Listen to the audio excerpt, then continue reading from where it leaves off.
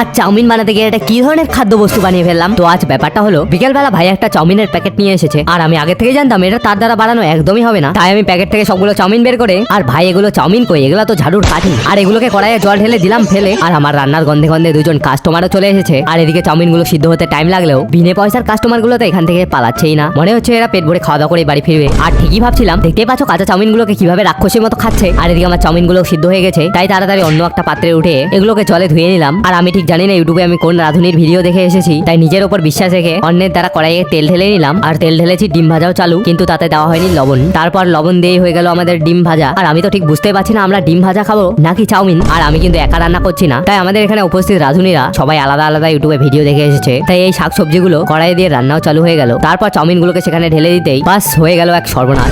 অনেকদিন আগের যেই ভয়ে চাউমিন গুলোকে ধুয়ে শুকিয়ে নিলাম, তারপরেও চাউমিন গুলো একে অপরের গায়ে আঠা লেগে আছে। তারপর সেখানে আমি পাকামো করে জল ঢালতেই এগুলো ম্যাগিতে পরিণত হয়। আর এটা যা হয়েছে এখানে উপস্থিত সব রাঁধুনির ইউটিউবে ভিডিও দেখার কর্মফল। তবু আমাদের বিনে পয়সার কাস্টমারদের এগুলো খেয়ে তো ভালোই লাগলো। আর আমি এগুলো খাওয়ার পর ভাবলাম, যখন চাউমিন রান্না করে ম্যাগি হয়ে গেল, তার থেকে ভালো কয় প্যাকেট ম্যাগি রান্না করেই খেতাম।